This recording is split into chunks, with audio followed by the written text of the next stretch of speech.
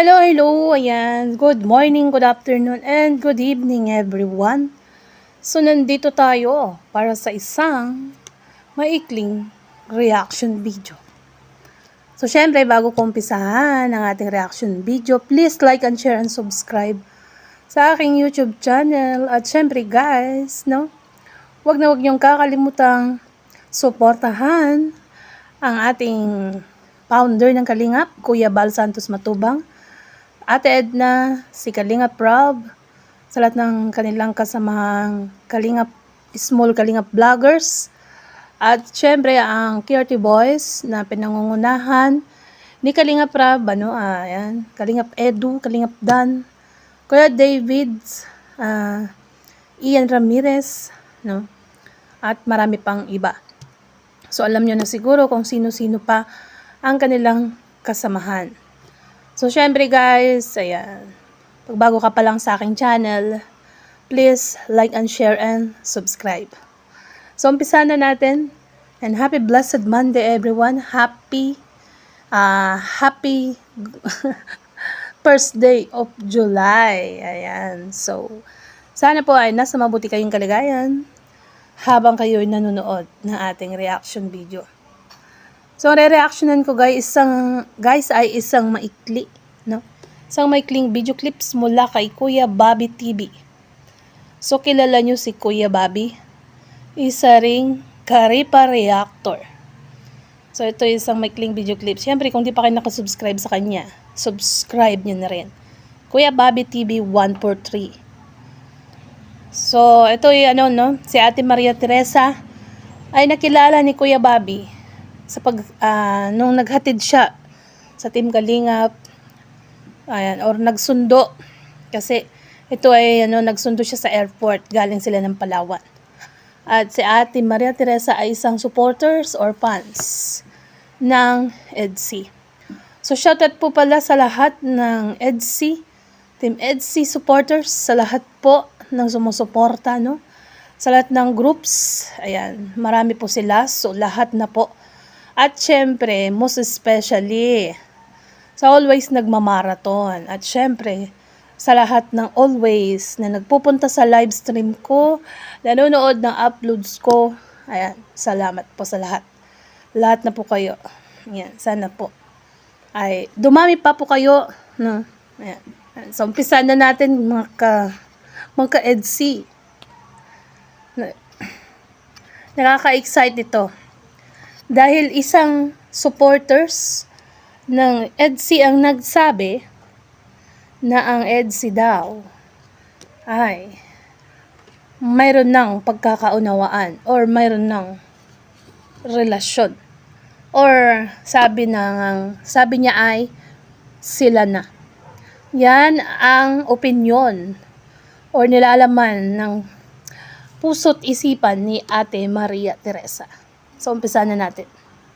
Sa imong pagbatsyag. Sila ng dalawa. Tinood? Oo. Grabe. Hindi wala man yung problema. Basta viewers man ka.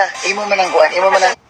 So, ayan niya. Sabi niya ni Ate Maria Teresa kay Kuya Bobby ay sila na daw ni Edu at Beyonce.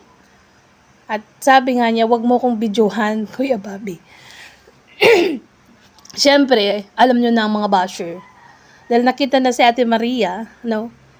Mayroong magtataas ng kilay. Kasi syempre, no? Nagpakatotoo lang siya sa kanyang nararamdaman. Ayan. So, tuloy natin.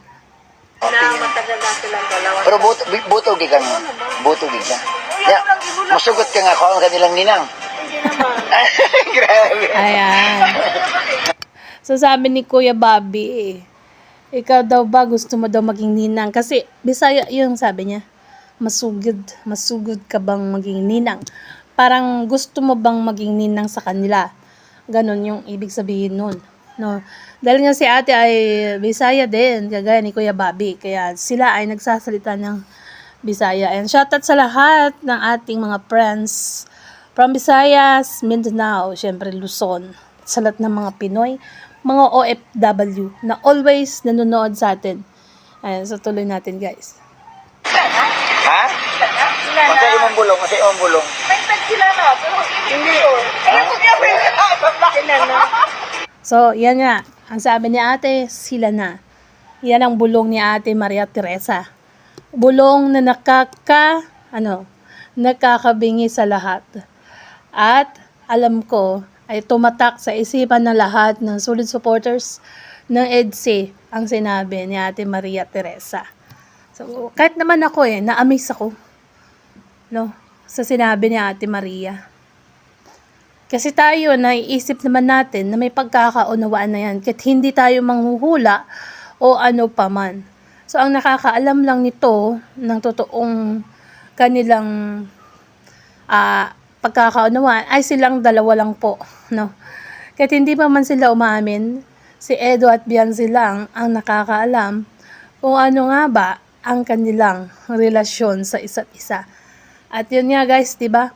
Hindi pa naman nila ito sinasabi sa public. Ayan. So, walang aminan. Hanggang dun lang. Ayan, so tuloy natin. Makita ko, ang dami kong kakilala. Klaro, kita ni mo, shoot man kayo sila dito sa Palawan. Hindi lang siya. So, nakita daw niya. Kung baga, sa ibang mga kakilala niya, na-predict na din niya yun. So, kunwari, sa anak niya siguro, pamangkin, nung sila yung mga yung mga may jowa-jowa at sabi niya hindi nagpapakatotoo. So siguro doon na-predict niya na meron ding relasyon to mga to. Kaya ngayon ay parang hinahalin tulad sa EDSA, no? Kay Edo at Beyonce ang kanyang nasaksihan. At sabi nga niya dito guys, marami na siyang kakilala. Ayan, na ganyan din ang style. So siguro doon, dahil doon nagkaroon siya ng idea. At saka tayo din naman na viewers, mga supporters, ay napapansin din naman yun na parang iba na ang kanilang pagkakaunawaan. Marunong naman ako magbasa. Ay, grabe. Yan, sabi ni ate, marunong daw siya magbasa nang iniisip. So parang may third eye din si ate Maria Teresa. So na-amaze si Kuya Bobby sa kanyang sinabi, no? Kailan siyempre bata pa yung babae, hindi na mo. Antayin na lang. No, antayin na tamang gulang. Tama. Dahil nga si Beyonce ay minor de edad pa lang, kaya hindi pa pwedeng i-voice out ang kanilang nilalaman ng kanilang damdamin. Aantayin ang tamang panahon. So, syempre, maghihintay ako. Ayan, maghihintay kami. Syempre, maghihintay ka din, Kalingap Edu. Gabi daw. Kasi akala ko, hindi pa. Hindi sila na. Kuya Bobby, ikaw lang nagsasabi niyan. Ako nga, sabi ko nga, 'di ba, may nagtatanong, ano daw ba ang nakikita ko? Ang sabi ko, malamang may pagkakaunawaan. Yun lang naman ang sinasabi ko, yung may pagkakaunawaan. Pero iba to si Ate Maria Teresa. Dahil ang sabi niya mismo ay, sila na. Ayan, kung baga ibig sabihin ng sila na, ay girlfriend and boyfriend yun. Wala ka. Ay, grabe. Sabi sa akin, ang aking Facebook ay Maria Teresa. Maniwala ka. Mark my word daw, sabi niya. Pagka sinabing ganun, mark my word. Puntahan mo daw si Ate Maria Teresa sa Facebook niya. Ate, hindi namin po alam ang apelyido. Pangalan lang po yung nasabi nyo. At ako'y nagsasearch din. Sana mapanood mo ang aking reaction video, no? Mag-comment ka sa comment section. Maria Teresa. Sige, i-add ka. Makita rin mo diha. Bita ako ano kasi mong anbi. Totoo. Sana makita kita one day. O kaya puntahan ko ang FB ni Kuya Bobby. At hanapin ko ang pangalan ni ate doon. Ayan. Sana makita natin ng personal si ate at magtanong din tayo. Ayan. Totoo. Gagawin ko ng paraan niya. Ayan. Sabi niya, magkakatotoo daw yun at gagawan ni ate ng paraan. Pero hindi naman niya mamajikin siguro. Kusa naman yan siguro na sila ay makakaramdam ng kanilang pagkagusto sa isa't isa. No? Ayan. Bakit anong paraan mag-budget mo? Sabi niya, Kuya Bobby, bakit anong gagawin mo? Anong paraan? Mamagicin mo. Pero ang sinabi dito ni Ate Maria, hindi. Hindi daw niya mamagicin. Kung papanoorin nyo ng buo sa channel ni Kuya Bobby, 9 minutes po yun. So, puntahan nyo ang channel ni Kuya Bobby, no?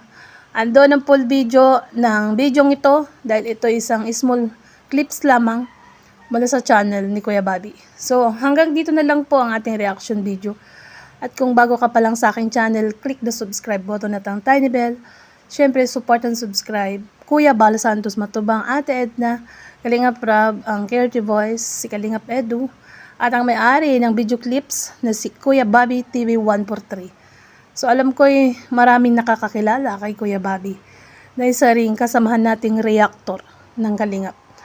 So, syempre guys, ang ating YouTube channel, baka naman, wag niyong kakalimutan, Emerit Asario. Bye! God bless, and to God be all the glory. Happy blessed day, everyone.